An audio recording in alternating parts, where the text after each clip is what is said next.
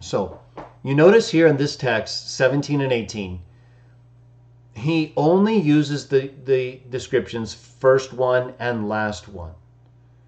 Ha protos kai ha eskatos is what I believe it says there. The last part is usually the most important part, because it's the part that's different from another text that I'll get to in a moment. But let me just explain. Now, I mentioned earlier how Codex Alexandrinus is really our best witness to the text of Revelation. And in this text, in 1:17, and in Revelation 2:8, which we'll get to in another reading, where Jesus says a similar thing, I'm the first one and the last one. And it says, it uses the same Greek words as in verse 17 as in 2:8. So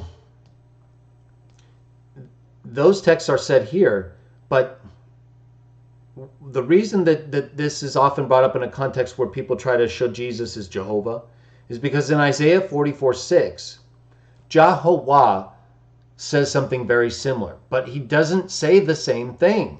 In fact, the Septuagint, the Greek translation of the Hebrew text, uses different words. In verse 17, and this is all in my the article I showed from my Topical index. In verse 17, the last part, the last one, ha eskatos, the same word they use in 2:8. In Isaiah 44:6, it says ego metatauta, I after this. So it's not the same term. It means it's indicating something similar, that is, I am the totality of what we're talking about. I'm the first and I'm the one after this. That's basically what Isaiah says, ego metatauta, I after this. But that's not what John says here, and he could have easily done that, being familiar with Isaiah as he is, quotes it all the time in his gospel, great message. So here he doesn't do that, and he connects ha eskatos with the living condition. He became dead and is living, and now will live on forever. In Isaiah 44:6, ego metatauta, I after this, is not talking at all about anything having to do with death or living into the coming ages. So it's talking about how there are no other gods with him in the sense of actual rival gods. We know he calls others gods. We've talked about this many videos. But in the sense that Jah actually would consult with gods of the nations in terms of what he does, beyond the authority he gives them, no, there are no gods with him that he consults with when he makes a decision. He just does it, or empowers them, and then holds them accountable, like he did in the Council of the Gods in Psalm 82. But in Revelation 3:12, actually 3:2 and 12, Jesus in this resurrected form right here, the same form we're seeing described, with all these things, flames of fire for eyes, bronze feet, white hair and snow-like head, overall appearance being the sun, first one and the last one. In 3:2, Revelation 3:2 and 12, this same resurrected, glorified Jesus calls the Father his God. So this is a perfect example. This whole text from Revelation 1 to the end really shows you what Philippians 2 is talking about. That Jesus has been exalted to the glory of his God, the Father. But I don't believe that Revelation 1:17 or 2:8 are in any way related to Isaiah 44:6. It wouldn't be a problem for me, right? Because I believe Jesus is God to us, and in fact is exactly in every way what he teaches, what he does, and in his appearance, according to Hebrews 1:3, the same as God. It's just he was begotten or created by God as firstborn. He's the character, he's the imprint of God's being, the firstborn, the son. Just like humans give birth, it's not creation in the sense that we create something outside of us, but we don't think that means they're eternal because we gave them birth and they existed as part of our egg or our sperm, right? So the birthing process that we're familiar with and the Bible communicates to us includes the idea of creation, at least in the sense that one's coming into being would. And that's what Jesus says, I live because of the Father. John 6:57. All these texts, John 1:18, Hebrews 1:3. And here he's just not talking about him being the first and last, ego meta tauta, as far as all these other gods that are being described in Isaiah 44. He's talking about being the living one who became dead, exactly like in Revelation 2:8. And I was going to point out, actually, I think I skipped past this part. I brought up the Alexandrinus Codex again, our best witness to this text. And then I got off on Isaiah 44:6, but I meant to point out that in our best witness to this text, Codex Alexandrinus in 1:17 and in 2:8, it uses not ha eschatos. I'm sorry, where it says the first. So it says ha eschatos, whereas that's different from ego meta tauta in Isaiah 44:6. In Revelation 1:17 and 2:8, in non-Alexandrinus texts, Codex Alexandrinus Greek text, it says the same word, protos, first. But in Codex Alexandrinus, it says prototokos, firstborn. I am the firstborn and the last. Jesus, just like Paul refers to Jesus as the firstborn from the dead in Colossians 1:20, I believe. Definitely in Colossians 1, around verse 20. So there's the idea of Jesus being the firstborn from the dead and the last one, in the sense that he's the living one who has the keys of death and Hades, and now is the responsible agent for everything involving death and Hades. That's the context of what he's saying. That's what Codex Alexandrinus is indicating, whether that's the original reading or consistent with John's original use of a term like firstborn, or if it was somewhat modified in order to fit the concept explicit in the context, that protos alone did not convey enough for the scribe. It's hard to say. What we do know is that later on in Revelation 22, when first and last are added to the titles that Jah uses, or that the angel speaking for Jesus or Jah uses, you can read that article I gave you, and that I'll link below from my topical index. When he uses that there's a trifold expression later on, beginning and the end, Alpha and the Omega, first and last. In Codex Alexandrinus, in that later text, where first and last is added to the descriptions of Alpha and the Omega, beginning and the end, it's not firstborn, it's protos.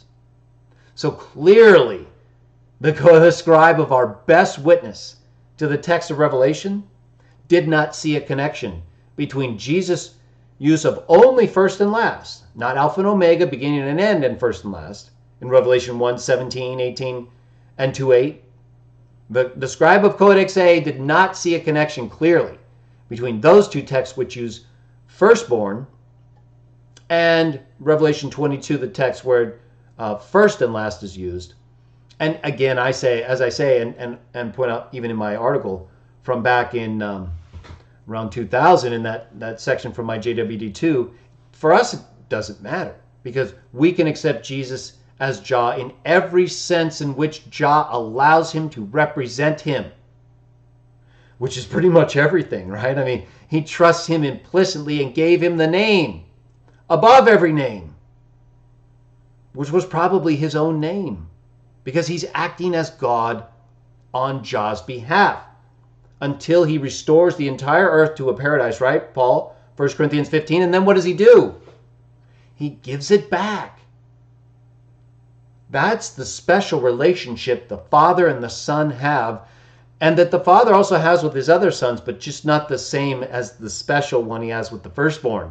Because the firstborn came into the world and did something no one else did, and bought the earth and humanity back, and is restoring it now with all authority and the keys of death and Hades until it is completely restored. And that's the perfect present to give his dad back, right? I mean, this is really special stuff. And it makes perfect sense, because it's the same thing we see and would want to do, because we're made in their image, just like that. And we're dealing with similar conditions. So when we're given authority like this is how we should use it. We stand in Jah's place and do the right things. We don't allow people to, as angels elsewhere in Revelation were the subject of, worship or honor us improperly. They have to use us to get to Jah and Jesus, or through us to get to Jesus and Jah. They don't stop at our feet. They are to go to the Son and get to the Father, and we help them along the way. So when it comes to Jesus as the first and the last, the basic things to remember are, in the context in which he uses it, Revelation 1:17 and 18, 2:8, he's talking about his death and resurrection. He doesn't say anything about no other gods being with him. And he refers to the Father as his God later on in Revelation 3:2 and 12, which would be inconsistent with what we read in Isaiah 44:6. And in Isaiah 44:6, God does not use the same terms as Jesus uses in Revelation 1:17 or 2:8. He says, ego meta tauta at the final part, and for the last part, not ha eskatos. And in Codex A, we have a difference in the first part between not only Isaiah 44:6 and Revelation 1:17 and 18, first versus firstborn, protos versus protatikos. But we have a difference in Codex A itself in Revelation 1:17, 2:8, and in Revelation chapter 22, where first and last is used together with Alpha and Omega and beginning and the end. But so to the extent that you want to try to discuss that with people, remember, Revelation is a different type of text, and it's been given to John by angels representing Jesus, who himself received what is being communicated from God. So you have all these different people involved, but ultimately it's really angels talking the whole time, even for Jesus and Jah. And when Jesus talks, as the angels talk for him, he's often talking for Jah, because they're all the same, right? They're not acting differently in any of those ways. That's why it can seem it's not confusing at all. It's one voice, different people, different beings, angels, Jesus, Jah. But they're all working together and teaching and saying the same thing. There's not any variation among them in terms of what they're accomplishing and who they're worshiping and who their God is. And if there is, Jesus reminds us, Revelation 3:2, 3:12. These are not secrets. Some of this is a little bit metaphorical, as I've said before, or visionary in the ways that we have to further discuss it and break it down, look at Old Testament texts, right? I mean, when it says someone like a son of humanity, if you're familiar at all with the Hebrew texts, then you know that the book of Daniel, Hebrew Aramaic texts, book of Daniel uses this term in a special way. Someone like a son of man coming and being given all authority, and others coming with him as part of God's kingdom. So these all connect in various ways, either by quotation or by use of certain imagery that is meant to relate to the things that they say. And so that's how we can tell that even though in English these texts seem similar, there's no confusion either in terms of the actual context or grammar. Isaiah 44:6 is not the same as Revelation 1:17, 18, 2:8, or 22. And possibly the reason they didn't change Haskatos in 22 is because they were already making a differentiation between protos and protatikos. So it's hard to say exactly what the scribe involved with A was copying or doing, but I'm just giving you ideas to think about so that you can better understand the possibilities. The fact is, though, none of the texts we have of Revelation that are considered primary or our best text witnesses used the expression in Isaiah 44:6. None of them.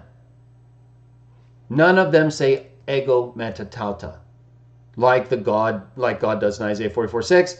And so we have all these differences between these texts in Isaiah 44:6, and even in Codex A between Revelation 1:17 and 2:8 and 22, chapter 22. So I hope that helps you.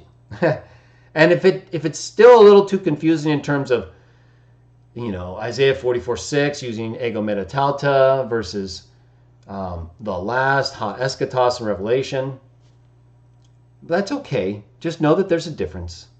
Understand that the scribe of our best text of Revelation makes a differentiation between Revelation 1, Revelation 2, and Revelation 22, those uses of first and last. And just note that the contexts are not the same. Isaiah 44:6 is talking about no other gods, in terms of the gods with whom would be like God or he would consult with. He doesn't consult with anybody. He directs his sons, teaches them his will, and they follow it, or they don't. If he wants to consider things like what Moses or others say, that's fine. But it's all ultimately going to be him. He's not looking for approval from anyone or to do any other gods. You'll see when you read the context. He talks about that over and over again as far as the gods of the nations and their idol representations. There's a clear difference between that and what's discussed in Revelation 1, 17, 18, and 2, 8. Both times talks about Jesus being dead and brought to life. And then in chapter 3, he multiple times refers to God, the Father, as his God. Something the God of Isaiah 44:6 would never do. But you have to understand the relationship between Philippians 2 and all these other texts. Right? So we have Jesus exalted above everyone, having the name that allows him to act for Jah because it's all he does. Exactly that. But it still doesn't make him Jah. He hands the kingdom back. If he was Jah, it wouldn't be any reason for that. Because Jah would already have the kingdom in hand as the Son, as Jah the Son, as God the Son. See what I'm saying? So Trinitarians would explain that and say, well, one person's giving it to another. Fine. We're not going to get into that. I'm just pointing out that these texts speak of the Son being sent by the Father, acting on his behalf, being exalted to the highest level above everyone, and given the highest name because of what he did, not for his own glory, but to the glory of God the Father. The God of Isaiah would never do something for the glory of another God. Jesus does everything for the glory of God the Father.